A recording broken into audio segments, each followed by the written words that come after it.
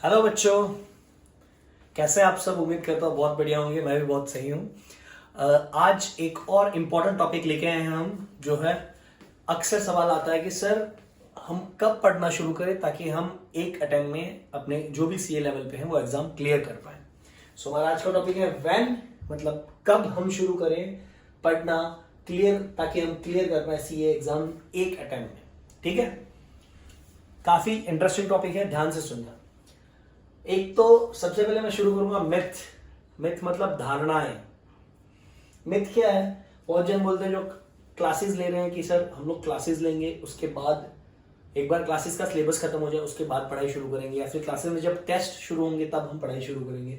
या फिर अगर आप सीए फाइनल की बात करो तो जब सीए फाइनल के लिए लीव मिलती है आपके ऑफिस से 2 महीने 3 महीने 4 महीने जितने की भी, हम लोग उस टाइम पे पढ़ाई करेंगे। अच्छा, पहला पॉइंट एक्सप्लेन करने से पहले मैं बता दूं, ये वीडियो सिर्फ उन बच्चों के लिए है जिन्होंने सीए एग्जाम्स के लिए, उन सीए एस्पिरेंट्स के लिए जो क्लासेस, कोचिंग क्लासेस ले रहे हैं और उसके साथ पढ़ाई कर रहे हैं। जो सेल्फ स्टडी कर रहे हैं उन्हें कैसे प्रिपेयर करना है उसके लिए एक सेपरेट वीडियो हम बना देंगे। तो ये हम वापस आ रहे हैं टॉपिक पे कि जो बच्चे क्लासेस ले रहे हैं उनमें धारणाएं क्या होती है। सर जैसे ही क्लासेस का सिलेबस खत्म होगा हम लोग पढ़ना शुरू कर देंगे, क्लासेस में जब टेस्ट पूछा लिया जाएगा तब हम लोग पढ़ना शुरू कर देंगे, या फिर जब सर एग्जाम के लीव है वो किस दिन काम आएंगे तब पढ़ना शुरू कर देंगे। तो ये तो हो गई सारी धारणाएं या मिथ। हकीकत में अगर आप ऐसा कुछ अप्लाई करने वाले हैं तो सीए के एग्जाम में क्लियर करना काफी डिफिकल्ट है। ठीक है, मैं एक्सेप्शनल बच्चों की बात नहीं करता, बहुत जन ऐसे आपको मिलेंगे जो शायद ये सब करके भी पास हो जाए, बट ये वीडियो हम बना रहे हैं उन बच्चों के लिए जो नॉर्मल कैलिबर के हैं, एक्सेप्शनली टैलेंटेड नहीं है, एक नॉर्मल प्रतिभा रखते हैं। ठीक है, तो सर कब से स्टार्ट करना चाहिए? तो बच्चों आपको स्टार्ट करना है from the very first day. क्या बात कर रहे हैं सर? यस, जिस दिन आपका पहला क्लास का लेक्चर हो उसी दिन से आपकी सेल्फ स्टडी स्टार्ट हो जाएगी, अगर आपको एक अटेम्प्ट में पास होना है तो। सर कैसे करना है? अब ध्यान से देखना, इसमें कुछ छोटी छोटी बारीक बारीक सी चीजें हैं। आपका जिस दिन जो टॉपिक पढ़ाया जा रहा है ना क्लास में, आपको उसी दिन वो रिवाइज करना है, सेम डे रिवाइज करना है। सर सेम डे कैसे रिवाइज करेंगे? क्लास होगी हमारी इतने घंटे की, उसके बाद हम कैसे रिवाइज कर पाएंगे? तो बच्चों सेम डे रिवाइज करने का फायदा और नुकसान बताता हूं मैं आपको। यहां पे देखिए, same day afterwards, same day revision afterwards revision. ठीक है, जब आप सेम डे रिवाइज करते हैं तो आपको मिनिमम टाइम लगेगा। कैसे? इसके लिए एक छोटा सा एग्जांपल देता हूं। ज्यादातर बच्चे जो कहीं पे भी रहते हैं वो अपने कोचिंग क्लासेस के लिए, मैं बात कर रहा हूं जो कोचिंग क्लासेस के फिजिकल लेक्चर्स अटेंड कर रहे हैं उनकी, तो आप उसके लिए कहीं पे क्लासेस में जब जा रहे हैं आ रहे हैं, आप जो भी ट्रेवल टाइम यूज कर रहे हैं तो कम से कम 5 से 10 मिनट, ज्यादा से ज्यादा आधे से 1 घंटा हर बच्चा ट्रेवल करता है अपनी कोचिंग क्लास के लिए, अगर वो फिजिकली अटेंड कर रहा है। ऑनलाइन की बात नहीं चल रही यहाँ पे। तो जब आप आ जा रहे हैं, जब आप वापस आ रहे हैं लेक्चर लेके, आप अपने दोस्त से और दूसरी चर्चा की जगह पे सिंपली आप ये डिस्कस कर सकते हैं कि आज देखो ये टॉपिक हमारा हुआ है, सिर्फ ओरली एक बार अगर आपने डिस्कस कर लिया, अच्छा ये वाला सम सॉल्व किया था, इसमें देखो ये वाला ट्रिक था, सिर्फ आपने ओरली उससे डिस्कस कर लिया। और घर पे जाके ज्यादा नहीं, मैं बोलूँ अगर आपके 4 घंटे के भी अगर लेक्चर्स हुए हैं, क्लास हुई है, 4 घंटे के आप अगर रिवीजन करने बैठेंगे, क्विकली एक बार बस देखेंगे, अच्छा ये सम था, इसमें ये वाला टॉपिक था, ये है। 4 घंटे की चीज आप आराम से आधे घंटे में या 15 मिनट में रिवाइज कर सकते हैं, क्यों? क्योंकि आपके दिमाग में वो सब कुछ फ्रेश है। तो आपको मिनिमम टाइम लगेगा बच्चों, minimum time for the revision on the same day. और इसका दूसरा बेस्ट फायदा क्या है? आपको मेमोरी रिटेंशन होगा। रिटेंशन क्या होता है सर जी? मतलब आपके दिमाग में, क्योंकि सेम डे आपको एक बार सर ने सिखाया, खुद से आपने एक बार सीख लिया है, तो आपके दिमाग में वो चीज सिंक हो जाएगी, आपकी मेमोरी उसे याद रखेगी, ज्यादा याद रखेगी।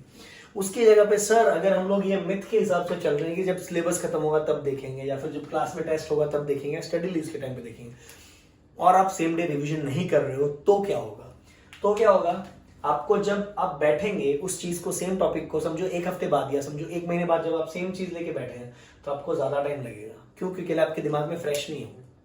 आपका टेस्ट डिक्लेयर कर दिया समझिए 1 महीने बाद, उसी टॉपिक का जो 1 महीने पहले हुआ था, तब वो टाइम पे जब आप रिवाइज करने बैठेंगे आपकी मेमोरी को टाइम लगेगा वो हर चीज रिकलेक्ट करने में। अच्छा ये सारे समझते, क्योंकि आप बहुत आगे जा चुके हो।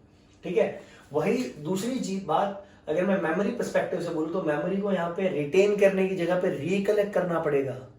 आपको याद नहीं आ रहा होगा, याद आ रहा है तो बहुत अच्छी बात है, बट नॉर्मली इतना सारा सिलेबस इतना फास्ट मूव होता है जैसे आपकी क्लास शुरू हो जाती है, तो आपकी दिमाग को बहुत मेहनत करनी पड़ेगी। अच्छा सर क्या पढ़ाया था, सर ने लेक्चर में लॉजिक क्या बोला था ये पर्टिकुलर सम में, वो सारी चीजों के लिए आपको यहाँ पे टाइम ज्यादा लग रहा है। आप देख रहे हो यहाँ पे मैं बता रहा हूँ, अगर आपको वही चीज अगर आपने 1 घंटे में या आधे घंटे में रिवाइज की, सेम चीज अगर आप बाद में रिवाइज करोगे, आपको वही 4 की जगह पे समझ लीजिए अगर 4 घंटे का टॉपिक था तो 2 घंटे तो कम से कम जाएंगे। आप 1 घंटा अपना बचा रहे हो। दूसरी बात, आप यहाँ पे आपकी मेमोरी रिटेन कर रही है, वो आपके दिमाग में सिंक कर रहे हो आप चीज, और यहाँ इस केस में आपकी मेमोरी को कसरत करनी पड़ रही है वो चीज रिकलेक्ट करने के लिए। क्यों? क्योंकि सिर्फ और सिर्फ आपने लेक्चर नहीं देखी है। ठीक है, अब इसके बाद 2 पॉइंट और हैं, फिर मैं वापस से इस पॉइंट पे आऊंगा। ये वाला जो पॉइंट है हमारा मेमोरी रिकलेक्शन का, which author's book needs to be referred. ये भी बहुत कॉमनली बच्चे पूछते हैं हर सब्जेक्ट के फैकल्टी से कि सर कौन से ऑथर की बुक रेफर करूं, कौन से ऑथर की बुक रेफर करूं। तो बच्चों इसमें मैं आपको सिर्फ एक ही बात बताऊंगा, जिस भी कोचिंग क्लास में आप जा रहे हो, जो फैकल्टीज आपको रिस्पेक्टिव सब्जेक्ट पढ़ा रहे हैं वो उस सब्जेक्ट के एक्सपर्ट हैं। आपके जो क्लासेस के नोट्स आपको मिले, सबसे पहले आप उसको ही अपनी मेन कॉपी मान के, मेन ऑथर की बुक मान के अच्छे से समझ लीजिए, दिमाग में बिठा लीजिए, कंसेप्चुअली समझ लीजिए। ठीक है, एक बार आपका वो हो जाएगा ना, उसके बाद अगर आपको चाहिए तो ऑथर के बुक पे जाने से पहले मैं बोलूंगा आपको मॉड्यूल रेफर करना चाहिए, एमटीपी आरटीपी पास पेपर्स। अच्छा सर पहले हमारा नोट्स ही खत्म नहीं होता तो ये क्या करें? मैं जो क्लासेस के नोट्स की बात कर रहा हूं, तो ज्यादातर नोट्स कैसे बनते हैं, आपका जो भी ये है module MTP RTP pass papers, 80 to 90% of this syllabus is actually covered in the classes के नोट्स। तो इनडायरेक्टली आपने आपका जब आप आपके क्लासेस के नोट्स करके यहाँ पे आएंगे ना, आपको पता चलेगा हर एक चीज में ज्यादातर आपने ऑलरेडी कवर कर लिया है क्लासेस में। ठीक है, जब आप वो वाली चीज पे कॉन्सेंट्रेट कर देंगे क्लासेस वाले पे, तो ये फिर आपके लिए ये भी करिए उसके बाद, तो आपको और ज्यादा कॉन्फिडेंस आएगा। फिर अगर ये सब होने के बाद आपके पास फिर भी टाइम बचा हुआ है तो मैं बोलूंगा ठीक है, फिर आप कोई भी ऑथर, मार्केट में जितने ऑथर के बुक्स हैं सब अच्छे हैं, आप जो भी जिस फैकल्टी में जिस सब्जेक्ट की बात करें अकॉर्डिंगली आप उनसे गाइडेंस लेके ये बताने के बाद सर मेरा क्लासेस के नोट्स हो गए, मेरे मॉड्यूल आरटीपी एमटीपी पास पेपर सब हो गया, then probably you can refer any of the authors, because authors के पास भी जो सम प्रॉब्लम्स है वो यहीं से आने वाले हैं ultimately. Still you can refer the author. ठीक है, अब आता है सबसे लास्ट पॉइंट कि सर अगर हमें एक अटेम्प्ट में क्लियर करना है तो हमें कितने रिविजन्स लगेंगे।